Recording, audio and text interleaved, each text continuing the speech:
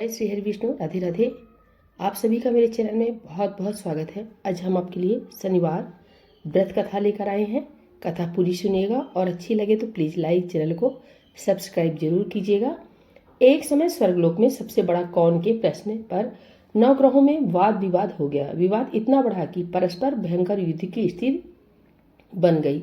निर्णय के लिए सभी देवता देवराज इंद्र के पास पहुंचे और बोले, हे देवराज, आपको निर्णय करना होगा कि हम में से सबसे बड़ा कौन है।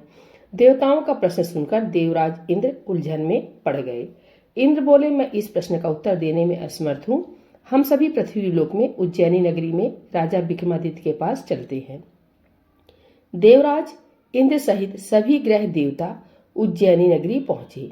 महल में पहुंचकर जब देवताओं ने उनसे प्रश्न पूछा तो राजा विक्रमादित्य भी कुछ देर के लिए परेशान हो उठे।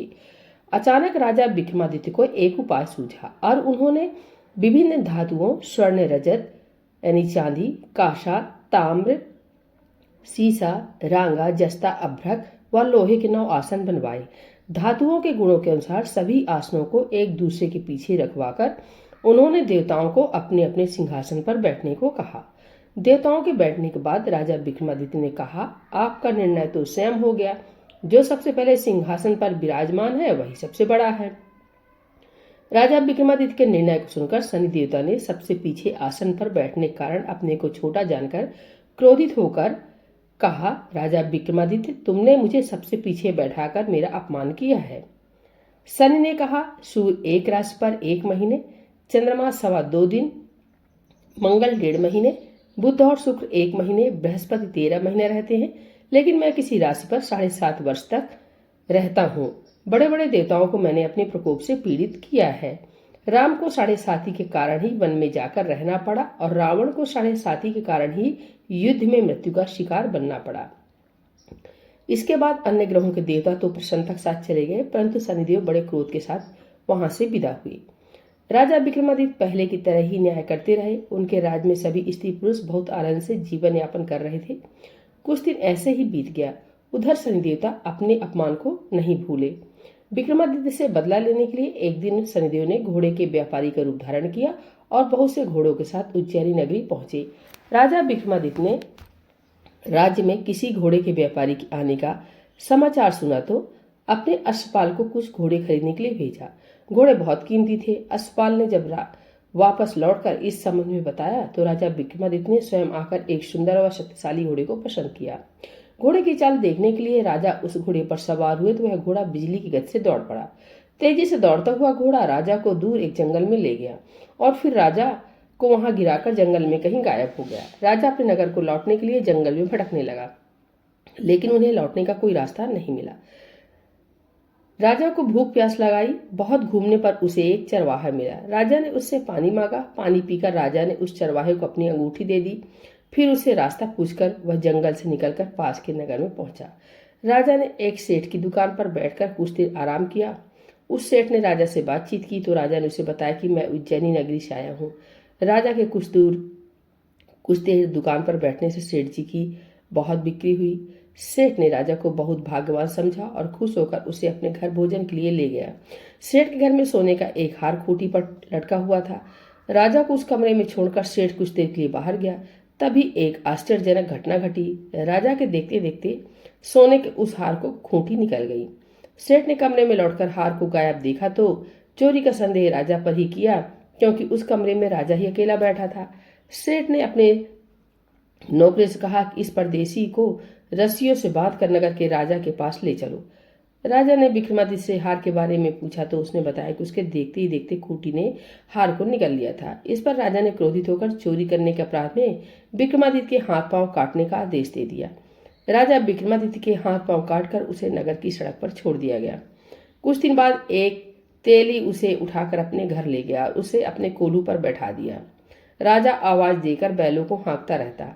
इस तरह तेली का बैल चलता रहता और राजा को भोजन मिलता रहा। सन के प्रकोप की 7.5 पूरी होने पर वर्षा ऋतु प्रारंभ हुई।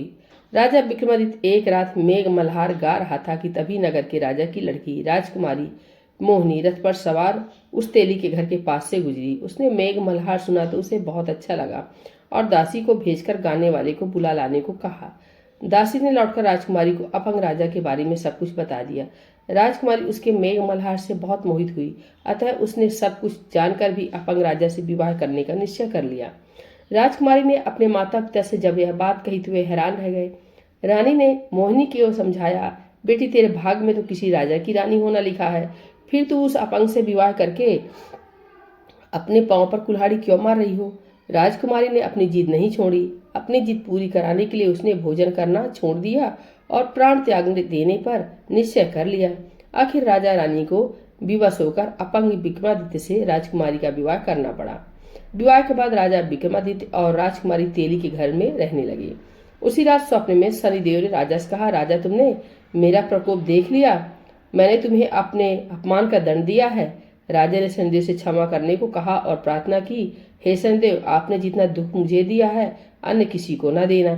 शनिदेव ने कुछ सोचकर कहा, राजा मैं तुम्हारी प्रार्थना स्वीकार करता हूँ। जो कोई स्त्री पुरुष मेरी पूजा करेगा, शनिवार को व्रत करके मेरी व्रत कथा सुनेगा, उस पर मेरी अनुकंपा बनी रहेगी। प्रातःकाल राजा विक्रमादित्य की नींद खुली तो अपने हाथ पांव देखकर राजा को बहुत खुशी हुई।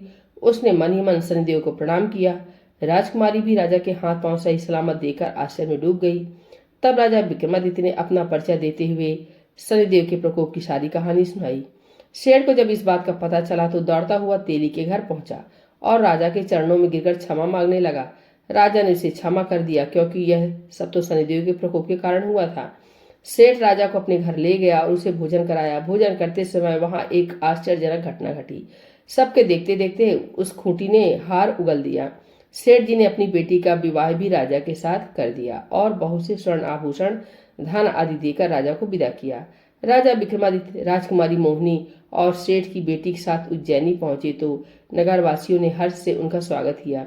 अगले दिन राजा विक्रमादित्य ने पूरे राज्य में घोषणा कराई कि शनिदेव सब देवों में सर्वश्रेष्ठ है। प्रत्येक स्त्री पुरुष शनिवार को उनका व्रत करें और व्रत कथा अवश्य सुने। राजा विक्रमादित्य की घोषणा से शनिदेव बहुत प्रसन्न हुए।